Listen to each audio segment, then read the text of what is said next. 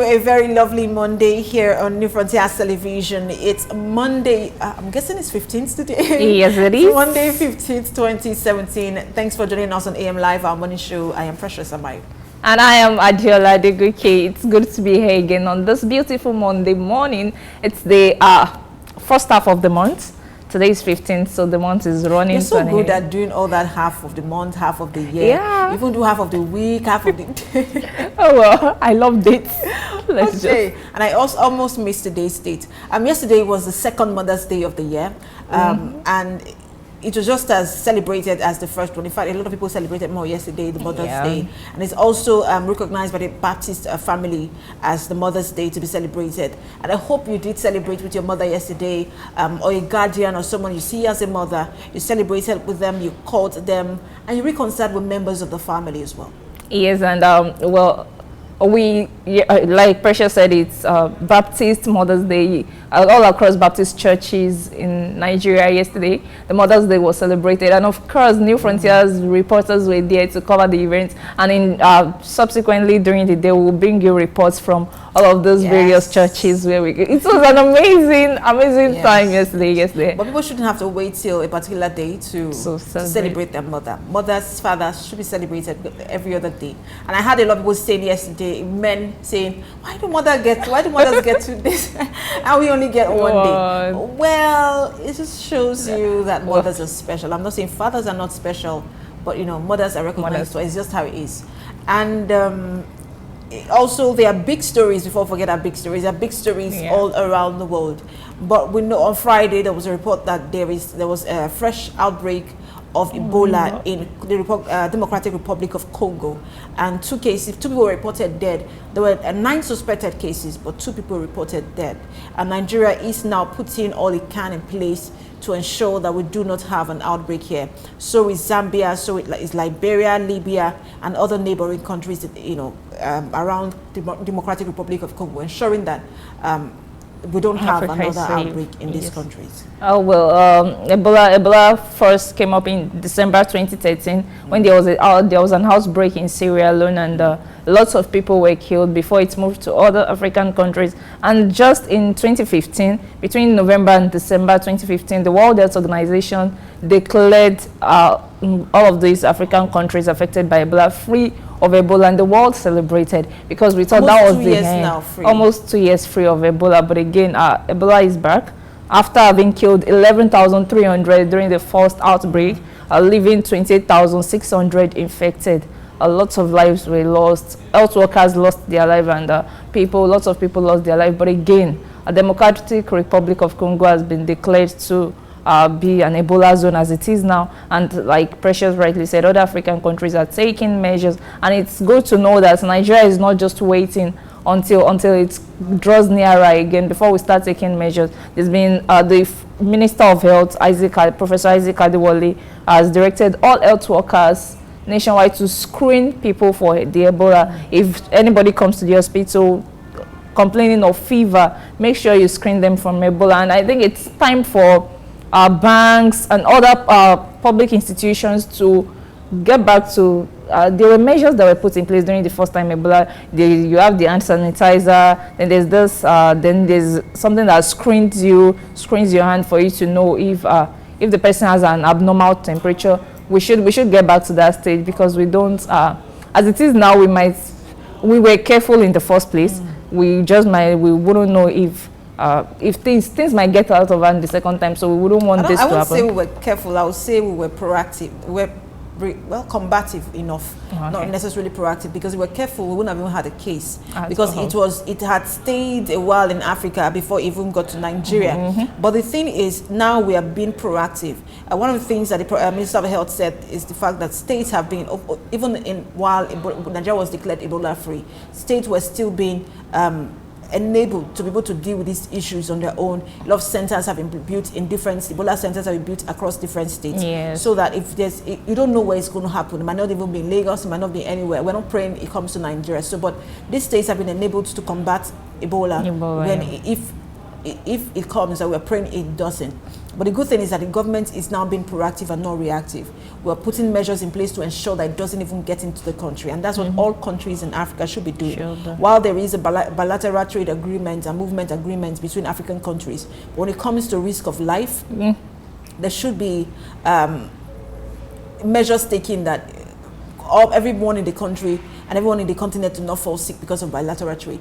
So it's expected that borders should be well controlled, and then airports should also be well controlled, and we don't have to wait. One of the things that Professor Adewale said was that people with hemorrhagic fever, and if you find someone coughing and all of those symptoms that comes with Ebola, it shouldn't. Then you check the person. But I don't think we have to wait. I think that we should start screening. Even especially when it comes to people who are coming in from Africa, we should start screening actually. And of course, it's also important as citizens that we should pay attention to our environment. If you have anyone close to you manifesting symptoms that seems unusual, then you should know that you're supposed to report the case to a public health worker. While we are not saying, of course, we know how we want to protect our family members and our friends, but again, this is one of the things we can do to keep our country safe, because like we know, Ebola is something that spreads easily. Before you know, it's almost everyone is catching it. So yeah, some of the symptoms you should look out for: fever, fatigue, weakness, dizziness, muscle ache, and severe show of bleeding under the skin, bleeding from under the skin, from internal organs, or even from bodily orifices like the mouth, ears, and like the mouth and the ears. So we should pay attention to our environment and help the government keep a safe society. True, and also we should start keeping good hygiene. For those of us who have forgotten our hand sanitizers because there is no more Ebola, you can start using them again. We shouldn't have to wait. For those of us who have forgotten personal hygiene because washing of our hands because we've dealt with Ebola, please go back to them. It should be a daily practice, even with or without Ebola. So let's all get back to personal hygiene, spread the word, TV stations, radio stations, print media, and word of mouth. Let's all begin to create awareness for our people all around Africa. Within Nigeria, within your local community, begin to sensitize people and teach them to keep good hygiene and what to eat and what not to eat. But away from that story now, something historical happened in France yesterday. 39-year-old French president was sworn into office, and if you notice, I'm smiling out. Like this is not a normal thing for me to do, but it's just amazing to see a young person in office. I think that's why I'm smiling so much. He's 39, and he's in office not as a special assistant to the president, which is something that we usually would see. He's not in office as a special assistant or even as a minister, but he's in office as the president of France, one of the strongest countries in the European Union and in Europe as a whole. Well, Emmanuel Macron is the president of France, and he was sworn in yesterday, just like Precious said, and I think it has become an inspiration to almost every young person on earth. Like, everybody just for me is a signal of hope to the young ones that if you can think it, you can achieve it, and that well, don't just think it. If you work towards it, okay, because everything we say about people thinking it and achieving it, you can think it, you work towards it, you will achieve it. Well, so well, he has been sworn in yesterday, and of course he has, as soon as he was inaugurated yesterday, he has sung into action. The guy didn't even wait. He didn't celebrate all through. Yesterday he visited some of our French soldiers in sorry, but you see how you refer to him as a guy because he's young? Okay, yeah. He's the president of France. Oh, he's the president. Yeah. Well, the president of France has begun work yesterday. He visited some French soldiers on keeping the country safe, and of course today he will be visiting Angela Merkel. Because of the relationship between the EU issue, to discuss some issues with him, and of course he will also be traveling to some parts of Africa, and about that, yeah, Precious was actually mentioning now he should have visited Nigeria, but again, France soldiers are not in Nigeria. Well, so I'm just saying, he's going to be before the end of the week. He'll be in Mali and the Central African Republic to visit French soldiers who are dealing with issues of insecurity in that region. But I said I wish he would come to Nigeria. You would. And I know there are no French soldiers in Nigeria. I'm just saying, why not just export some here for a while and then he comes? But really, he's just really an inspiration. I think that's the point. Yeah. When Obama came into office, Obama was 47. Also a great inspiration. I know there was the former Italian Prime Minister Matteo Renzi was also very young. He was in his 30s as well when he was Prime Minister. He's now 42. He was Prime Minister between 2014 to 2016. And so to see young people, I think there is a Prime Minister of other Hungary. I have to remember the country, also very young. To see young people in office is always very inspiring, and that's why we're clamoring for youth inclusiveness in Nigeria's governance, in every sphere, in every sector, in every tier, in every arm, at every level, whether parliamentary, whether presidency, local governments, judiciary, executive. There should be, and I'm really one of those people who advocate for a quota system. If we're not going to go by elections, then let's have a quota system, at least for now, to make provision for youths to come into office. You can say 35% across board. Whether parliamentary, whether judiciary, in ministries, department, agencies. Let's have young people, just to create an opportunity for young people to be prepared for the leadership challenges. If we look at it, there's already a gap between the leader and the led because of the mentorship challenges in between, because there is an outright youth exclusion from governance, and that's creating a wedge between the leader and the led. Well, and we do also hope that the not too young to run bill won't just remain as a bill, and that the younger generation, people like you and I, will also rise up to the challenge. I think one of the things the elders have said is that the youths are not ready to lead. But again, I feel like it's time for us to rise up to the challenge. Just like Precious said, it's not about thinking it, it's about working towards it. When Macron was elected as president, we did tell you that he started as an economic minister under the administration of Hollande. Yes, who is taking office from, and that was the first step towards his political career. And it was only 3 years as economy minister before he became president. It's not like he spent 50 years in governance, and that's the thing we're advocating for. One of the things I would say to the young persons is the fact, just like myself, is the fact that spending time all day on social media to insult government doesn't qualify you for office. Exactly. You actually have to prepare for it. If you want it, you go for it, get a necessary training, whether practical or theoretical, get in necessary training and skill development that you need to run for office. Insulting Buhari or insulting anybody in office doesn't qualify you for office. You have to get the required training that is needed. We're going to take a break now, and when we return, we'll go straight to the paper review segment this morning. Thanks for staying with us.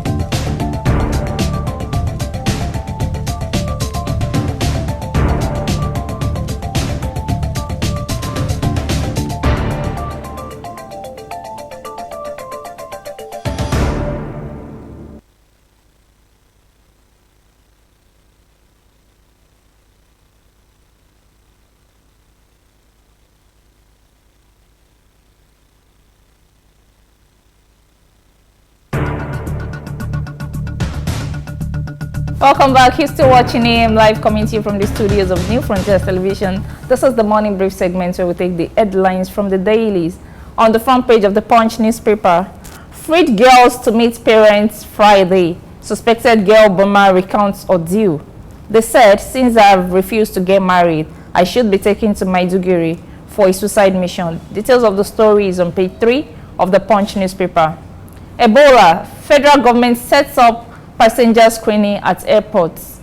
Court orders Skybank to take over Lagos Intercontinental Hotel. New vehicle imports fall by 90%. Anelni's son slumps, dies while playing tennis.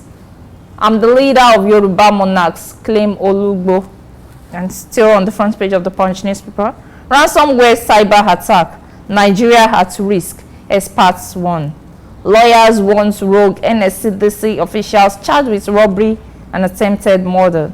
Lagos hairdresser commits suicide over 150,000 naira loan. And still looking at headlines from Punch newspaper on the back page of the Punch newspaper.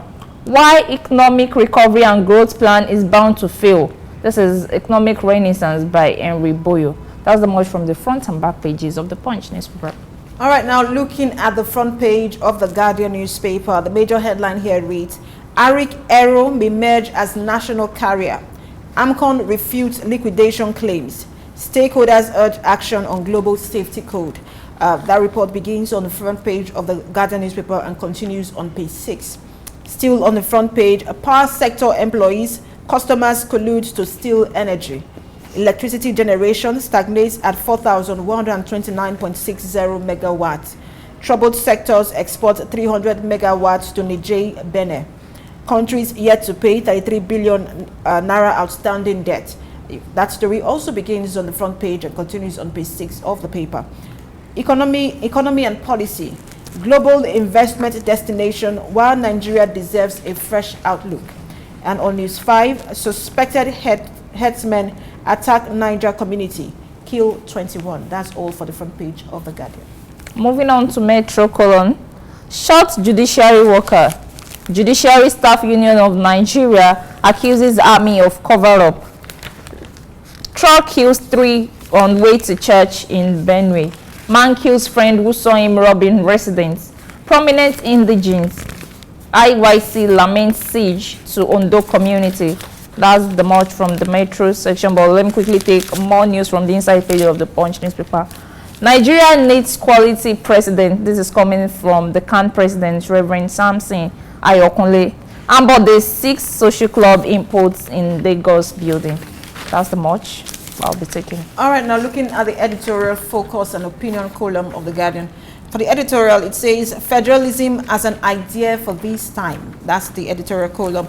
Looking at the focus column, boosting healthcare with interprofessional collaboration. That's for focus. And now on the opinion column, celebrating Lagos at 50. That's by Hope Egaga. Still on opinion, the future of Northern Nigeria by Simon Abba. And also Oshimbajo's interpretation of section 171 of the Constitution by Chris Akiri. And finally, now a new prince for the Niger. That's by Abdul Razak Magaji, and that's all for the opinion column as well. I'm moving on to capital markets, business and economic columns of the Punch newspaper. Late results, errant firms must defend breach. Standard Alliance insurance delay results. Onyema Ogunbanjo to speak at the Association of Nigerian Stock Exchange and President of African Security Exchange seminar. And still on business and economy. 2017 budget. Analyst faults debt service. National Assembly allocation. EFCC investigates electricity thefts by consumers. That's the much from business and economic column. All right, now let's look at the sports column of the Guardian newspaper. Serbia's Christine wins Dayak Championship F2 Futures. Ijere Ogbe Ijo clash in Zenith Delta State Principals Cup semi-finals. Still on sports, Ronaldo scores 400th goal for Real Madrid. Spurs end season undefeated at White Hart Lane.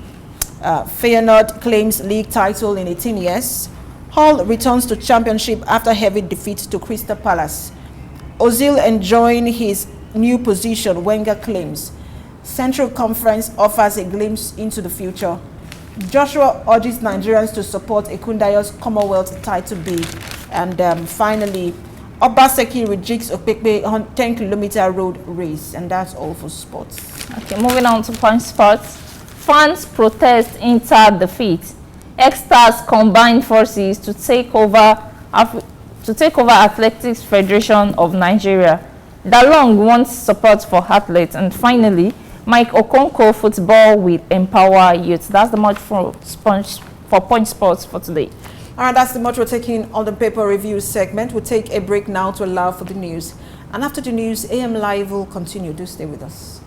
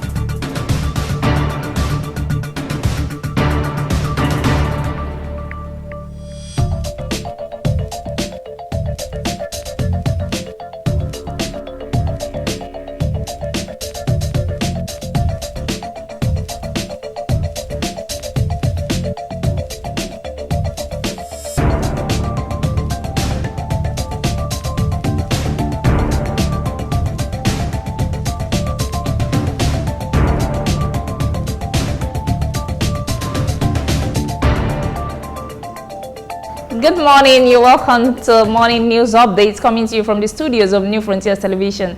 My name is Adiola Adegoke. The State House and several ministries, departments, and agencies of the federal government are to share over 1.119 billion naira on foodstuffs, meals, refreshments, and welfare packages as contained in 2017 budget. The National Assembly had passed the budget of 7.441 trillion naira on Thursday last week. The appropriation bill has yet to be signed into law by the acting president, Professor Yemi Osinbajo, but he might do so this week. The State House will buy foodstuffs and make other provisions for catering in excess of 123.5 billion naira, while a separate of 97.5 million naira will be expended on refreshments and meals. The president's officers and others sub-head on foodstuffs and catering supplies with a vote of 114.9 million naira, while under the same heading for the vice president's office, there's a provision of 53.4 million naira. And on political issues, the Ekiti State government, the Ekiti State Governor Ayodele Fayose has suspended the Permanent Secretary, Ministry of Agriculture, Mr. Oludare Abegunde, and 3 others over alleged misuse and vandalism of some government facilities under their care. The governor has also directed the head of service, Dr. Gbenga Fasheluka, to constitute a panel to probe the activities of the officials. Fayose, who decried the misuse of public utilities by the public and government officials, lamented that such are constituted a drain on public resources. The governor, according to a statement by his chief press secretary, Mr. Idowu Adelusi in Ado-Ekiti, gave the directive while paying an inspection visit to the state-owned broiler processing facility in Erifun, Ado-Ekiti, and livestock sperm. The governor expressed disgust that barely 3 years after the inauguration of the facility, the cooling system and the generator has been vandalized by some unknown persons. Fayose also condemned the poor attitude of the officers in charge of the place and ordered their suspension. The Kaduna State Governor, Malam Nasiru El-Rufai, has distanced himself from a statement credited to his chief of staff, Alhaji Bashir Saidu, that he had no plan to run for the 2019 governorship race in the state. Though the governor said his chief of staff's good intention was misrepresented, he noted that Saidu was on his own and warned other heads and commissioners to steer clear of what could conflict with their primary assignment. The governor's chief of staff was reported to have said that El-Rufai had no plan to run for another term in office and that he will be succeeded by someone below the age of 50. However, El-Rufai explained that the view ascribed to his chief of staff was his personal opinion and thus disassociated himself from the entire statement. We'll take a break and return with more news. Don't go away.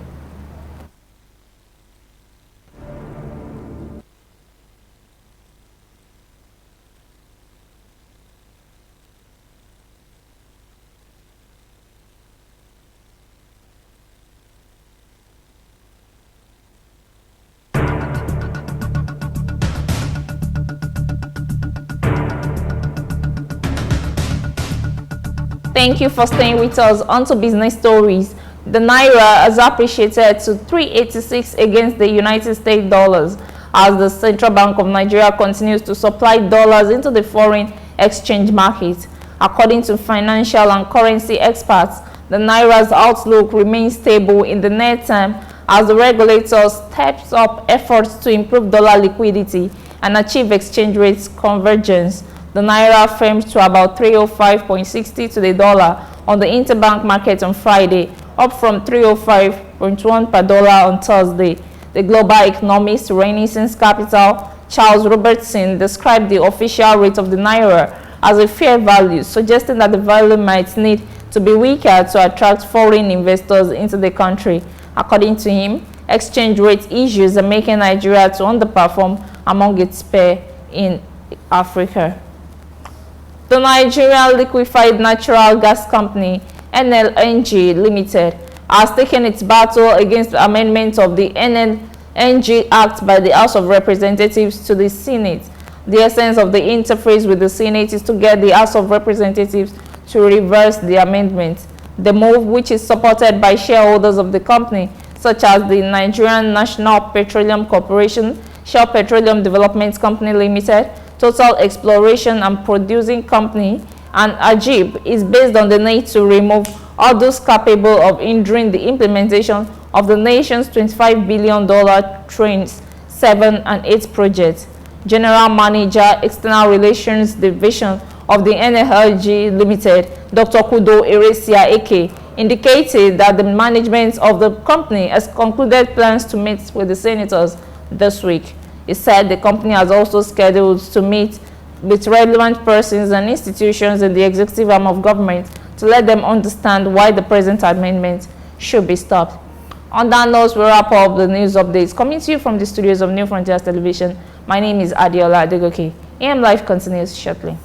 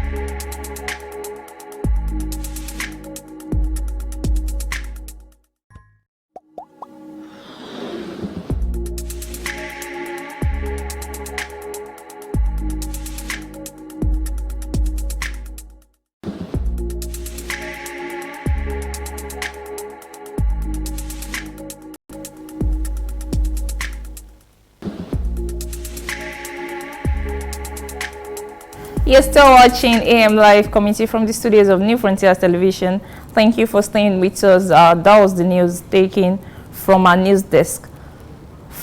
After weeks of asking, after months of asking, after years of asking that the National Assembly declare its budgets for the people to know, its National Assembly led by Bukola Saraki did promise that the National Assembly will try to be as transparent and accountable as possible. And on May 11, 2017, they did honor the award by releasing the 2017 budget to the public to have a view of what our leaders in the National Assembly, what they earn and what they will be working with in subsequent in the 2017 fiscal year. That will form the basis of our discussion this morning, and I have with me our analyst in the house, who is also the anchor of the program, the political program, The Heat, which deals on the issues in the nation, and he is also the coordinator for African Rebirth Movement, Mr. Amuda Musigbodi. You're welcome to the studios. It's a pleasure being here. Yes, people have been clamoring for open National Assembly, and on May 11th, Bukola Saraki did publish the National Assembly budget. How did that make you feel? One should expect that there should be jubilation over the release of the National Assembly budget. But when you also look at the fact that there is more to it than meets the eye, then that jubilation would only be a short wild one, because I would expect, given the promises, when you're releasing details of your budget, I would expect to see line by line details of what you intend to make expenses on. But rather what we saw released, but largely on the Twitter handle of the Senate President, were just summations for certain things. That's one. Then two is that it also confirms our fears and our worries that our National Assembly is becoming, or has become, a burden on the national economy.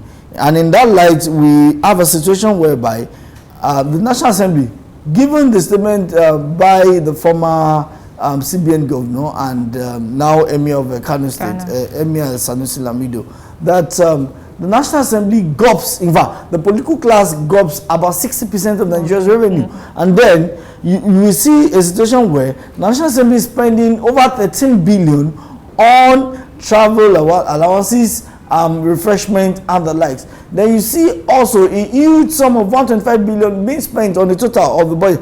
And I keep telling people, as much as we want to, rejoice over this whole thing, we should also take note of the fact that we are not clear yet whether the salaries of members of the National Assembly is also catered for in this budget, which I doubt, because the Senate President himself had taken to his Twitter handle sometime early this year and said that the National Assembly has over 5,000 plus. It has 5,000 plus, which means over 5,000 non-administrative staff. Yeah. And what does that tell you? It means that if it has 5,000 plus non-administrative staff, that means that we are also going to look at the administrative staff, the aides to each of the members of the National Assembly, and of course each of them is entitled to at least one. So we are 409. So we are looking at 409 aides, and we also know that senators have different aides on different things. So we are looking at at least a minimum of 3 aides per senator. So when you begin to take the summations across boards, you will discover that there is more to it than meets the eye. So that 125 billion naira may just be, a tip of the iceberg. Well, by way of information, the budget is 125 billion naira for the National Assembly. This is an increment of 10 billion naira from the 2016 budget of the National Assembly. Looking at, of course, the state of economy in the nation, would you say that the 10 billion naira increment is justifiable? Now, you see, one would even ask the question, what essentially is it that our senators or our members of the National Assembly are spending money on to accrue such an increment? Of course, there are frivolities such as acquisition of cars. So you see a whopping 2.3 billion being allocated to cars in that budget. It tells you of how these people are disconnected from, you know, the representatives, the people whom they claim they're actually representing their interests on the floor of the house. I do not see any justification for such, you know, a humongous increase in the budget of the National Assembly. Okay.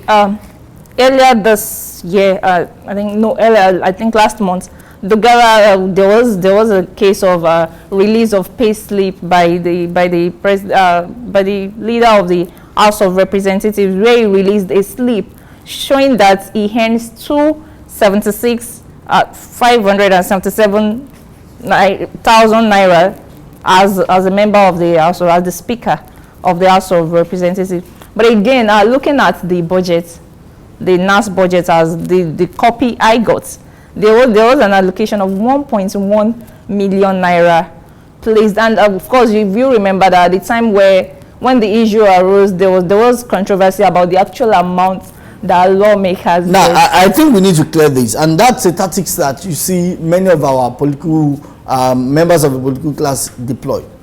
When a politician tells you he's donating his salary, tell him you don't need his salary. Tell him you need his allowances.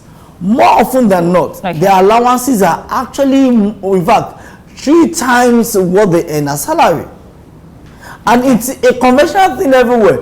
Even in private establishments, you see someone who is earning, say, a basic salary of 150,000 naira. But then, by the time you begin to accrue all the allowances that come with housing allowance, transport allowance, health allowance, feeding allowance, inconvenience allowance, then you see it, you know, totaling up to, say, 400,000. So, on a normal day, it's a tradition that we see everywhere.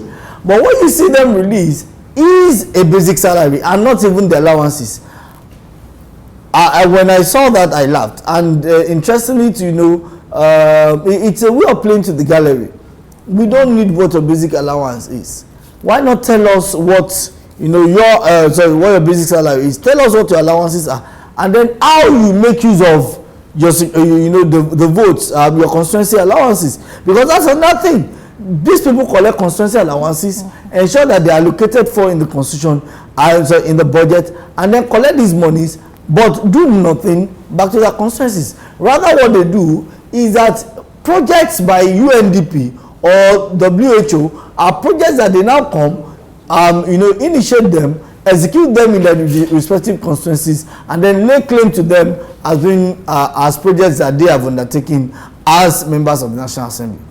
But if we keep saying, well, they are not accountable for, of course, they are not responsible to the people who actually vote them in. But again, whose fault is this actually? Well, the fault is, it's a shared fault. The people have a fault of theirs. You would ask yourself the question, why is it that we've never seen any constituency in Nigeria use the power of recall as we have it in the Constitution? Although the proceedings or the provisions of the Constitution makes it seem like an impossible task. But if the people were to be serious about that, they would have ensured that they deploy it.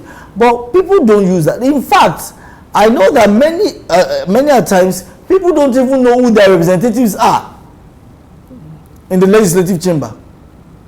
So they just go to the polls and vote. Yeah. And immediately they have voted, they don't even know where the constituency office of these different representatives are. So these ones, when they get to office, feel so relaxed. They feel less concerned about the people until it is time for the next election, when they come back, you know, cap in hand to beg for votes. So these are some of the problems. We also ask the question of, you know, how well do people really know the role of a member of the legislative arm? It is essentially wrong for you to go meet a member of the legislative arm expecting him to give you money, you know, for your child's school fees, for your naming ceremony, for your wedding, for your father's or mother's burial. Some of these things are even things that are also emboldening these people not to give the best and of course quality leadership, you know, in the chamber in which they belong to. So we need to blame the people. And of course, we cannot also fail to blame the political class, who see opportunity to serve in government as an opportunity to serve themselves and not the people. Okay. Well, we've clamored for the National Assembly to be as transparent as possible. But the issue of the budget is generating lots of controversy. Are we now saying that maybe these are some of the reasons why the National Assembly has been keeping the budgets? We would know that for 8 years, Nigerians even some of the lawmakers have no idea how much is earmarked to the National Assembly. Exactly, and we should at least thank the passage of the FOI, because don't forget that it was through the instrumentality of the FOI that these, the discussions surrounding these was generated. I knew, for one, that one of the reasons why the National Assembly was reluctant to release it. Don't forget that this cry had been on for almost 7 years. The last time they released the budget of the National Assembly was 7 years ago. For one, I believe that the reason why they felt uncomfortable to release it was because of the possible public backlash which they are getting. Because they know that the National Assembly is becoming a burden on the purse and the economy of the country, and so it was best for them to keep a secret the budget of that chamber. And now that it is coming to the open, they know very well that of course people are not comfortable, because people begin to wonder that in a country that seems that is aching of economic downturn, economic crunch, and then some few persons are feeding fats of the Commonwealth, then that is a non-acceptable situation. Oh, well, talking about the state of the economy of the nation, the House spokesman of the National Assembly, that's Honorable Abdulrazak Namdazza, was also in defense of the outcry concerning in defense of the numbers, the billions of naira the National Assembly would be spending. He has also said that this is a reflection of the true state of economy and to make provision for legislative oversight functions for the lawmakers. I want to ask a question. What legislative oversight functions? We know that most times what they allocate money for are extra codes that they enjoy. They are not ready to do away with that temporary enjoyment. So for them, building the nation is about building one's purse and of course building one's tummy. Building the nation is about eating niceties, chicken, cold bell beer, as you have it in that poem. And building the nation for them is about not straining themselves. So all these arguments about reflecting the true state of the economy is a fallacy, because we know for sure that the National Assembly is not up and doing in what it is expected to do. So there is no way that any reasonable person would say that that budget is a reflection of the true state of the economy, and of course to allow the Assembly perform its oversight function. You can perform your oversight function without becoming a nuisance and a burden on the states.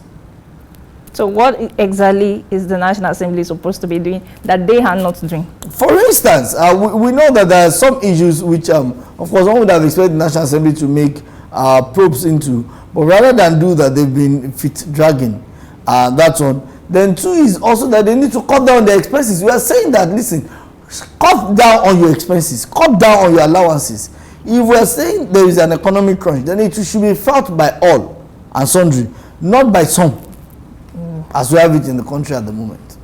Okay, looking at some of the things that the National Assembly should be doing, and there seems to be lying low on it, is the issue of the minimum wage. An average Nigerian gets 18,000 naira, and there's been clamor from all quarters that there should be an increment up to 52,000 naira.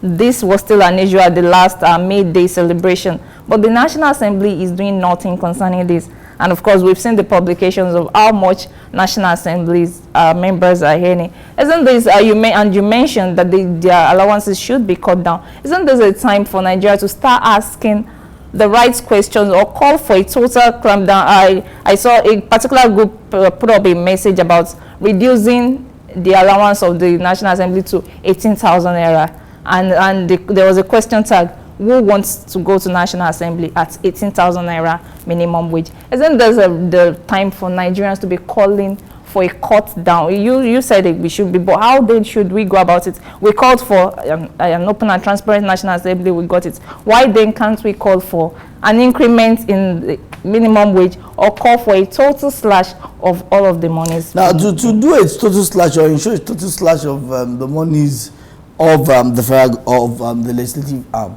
requires two things. One is the consistency of the people, and two is the seriousness of the federal government. That is the executive arm. Okay. The executive arm through REMAFC, that's of course the Revenue Mobilization and Allocation Fiscal Scheme, can set up a panel to review it. But it shouldn't just review that of the legislators, it should also review that of the executive members. Okay. Because you see, when we're talking about cutting down on the salaries of members of the legislative arm, we should also talk about cutting down on the salaries of the members of the executive arm, because it's a two-way thing. These two arms are feeding fat of the people, and we cannot deny that fact. They are feeding fat of the the sweat of the people, and then are not even feeling the pang. But when you cut down, what you get. It also has a way of reducing, making our National Assembly a home for rogues and thieves.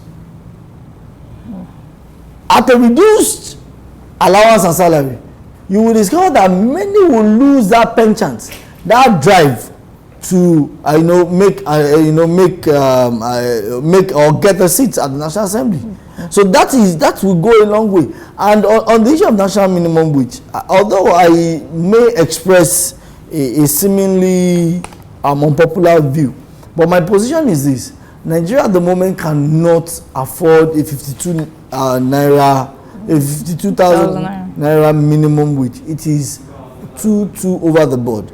What we can do now is that, of course, there's a need for a review. But then, talking about 52,000 naira is actually because we know that there's still economic crunch. Is it the same states that have not been able to pay 18,000? That are owing 10 months, 11 months, 12 months, that you tell them to pay 52 months? Then we are a bunch of jokers in this country. Okay, still, now the executive and judiciary arm of government goes to the legislative arm of government to defend their budgets. Of course, every parastatal has to defend their budget before the National Assembly. Now the National Assembly has published its budget.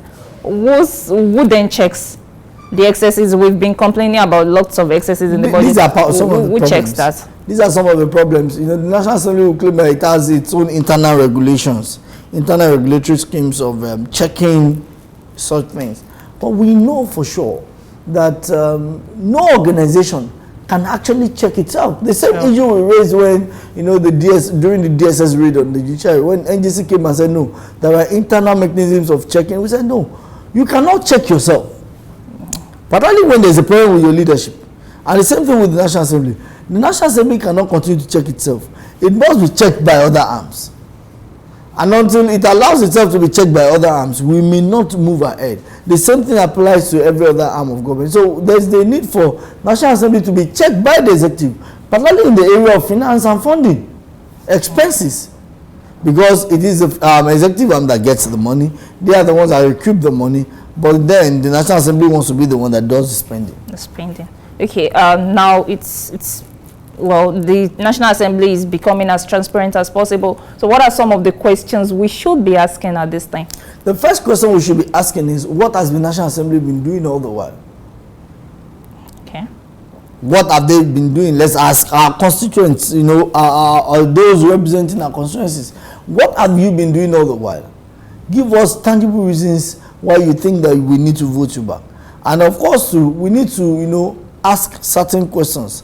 Such as, we need to ask our politicians certain questions, such as, do we really matter? Do we really matter?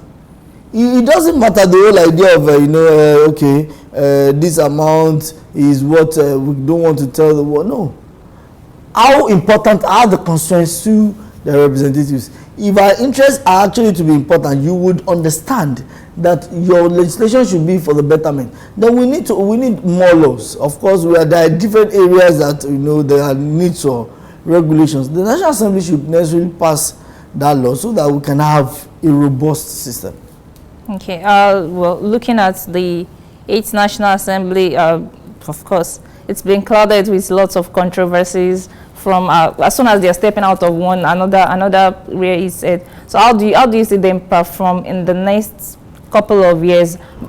Seeing that this is the first step, of course, the budget, we're expecting that we see a yearly publish of the budget, but considering the way their actions now as the 8th National Assembly, how do you see them perform? Well, if the National Assembly continues in this path, because there are two things you should take note of. They are doing some good things, no doubt. Yes. But then there are also a lot of bad things. The Dino Melaye saga and some other whole lot of issues. Now, if they continue, they will begin to win the trust of Nigerians, which is something they need. They will begin to cut Nigerians' trust. And when they begin to do that, Nigerians will repose more trust in them. But we need to also cut down on the rogues amongst them. The wolves in sheep clothing.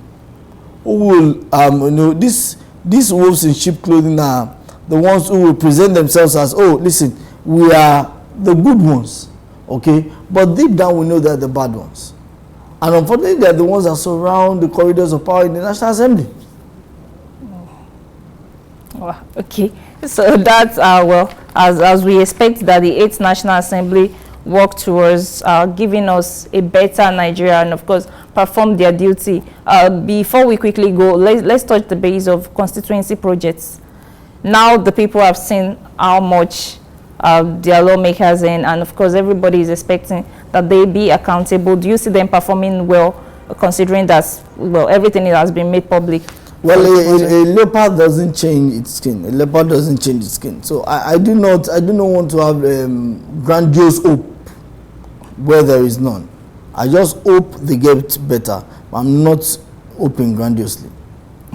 Well, we do hope that the 8th National Assembly gets better, and of course the people become accountable to the people who voted them in. Thank you so much, Amuda Mosegbode, for coming on the show. That will be all on this part for today's show, and it has been discussion on the National Assembly, the transparency of the National Assembly. There's this thing about ensuring that your lawmakers are accountable to you. You have your rights as a voter because you did vote them in, and of course they are accountable to you. They are there to serve you, and we do expect that Nigerians start asking questions that matters as the National Assembly begin its 2017 fiscal year. We've seen how much they will be earning, and we've seen what they will be using these monies for. As much as there's no harm of government checkmating them, we do expect that these monies are put to good use, and of course Nigerians can actually say that the National Assembly is as transparent as possible. That'll be all on AM Live today. My name is Adiola Adigoke. Stay tuned as Clinicology comes up next on New Frontiers Television.